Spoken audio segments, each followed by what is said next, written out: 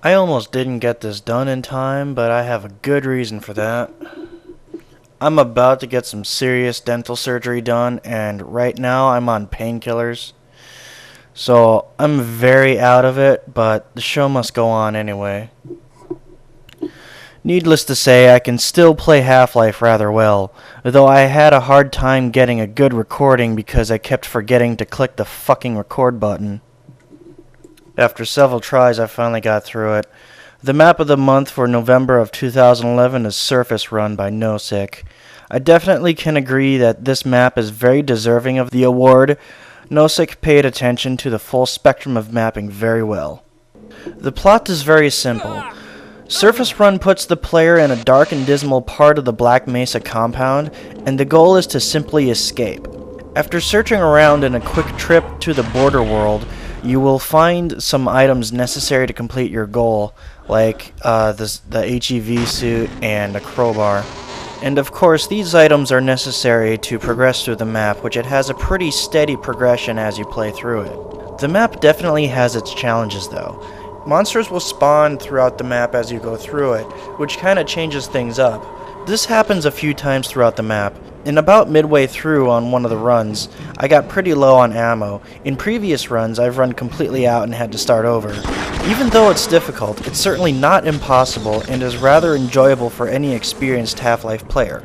Then once you clear the way, you can escort a scientist to unlock the door where you started at the beginning of the map, and then escape via an elevator. I can definitely say I enjoyed playing through it. So here's some ratings. Architecture will receive a 90%. The architecture is excellent, with many little details and nice brushwork between elements of the Zen world and Black Mesa structures. There are lots of pipes, meshes, railings, and other flourishes that add a lot of character to the entire place. Texturing receives a 90%. It's all fitting. I can't spot a single texture that I actually disagree with. Everything is lined up really well, and I can't say much more about it. If there was anything wrong with anything, I simply didn't see it.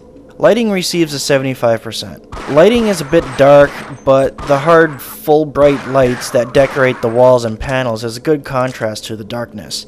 I would have liked to see more spotlights focusing on areas such as the scientist room where you pick up the crowbar, and perhaps other places throughout the map like where you start and where the 9mm assault rifle is spawned. Overall, I think the map is a bit too dark, which is common in a lot of maps. I just wish some of the small lights, like all the little red button lights from the computers, would have given off more ambient light to fill the rooms rather than just stick to straight darkness. Ambience gets a 90%. It's all there. Ambience is everywhere. There is one quiet location, which is at the glass where you see the G-Man. It's actually silent there. When I played the map for the first time, I thought there was a trigger that silenced all the sounds for a moment in the area while the player watched him go by. Turns out I'm actually wrong with this, but the pocket of silence somehow gave the same effect and not quite so many triggers.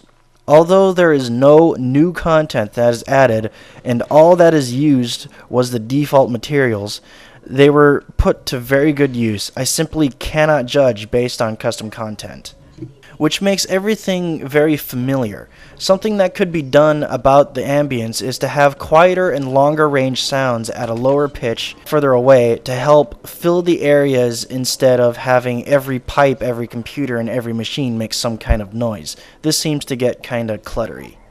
Gameplay gets an 85%. An extra battery, an extra 9mm clip or so would have made all the difference in this map. By the time I actually made it to the health charger, I had played the map enough to carefully go through it and snipe the monsters one by one. Then I didn't need the help after I actually got there. Overall, the gameplay is rather balanced, it just needs a little tweaking. Overall, I give the map an 86%. The map is just a single enjoyable gem that takes about 15 minutes to play through. I'd love to see more maps in the Half-Life single player, because it's simply an underrated and underdone subject as far as mapping goes. Of course, I would love to see more maps like this from Nosek. He seems to be very good at doing this. I would even encourage Nosek to make a 3-map or a 5-map little miniature campaign for a Half-Life single player. Oh, God damn it, my jaw hurts. Pills here! TWHL.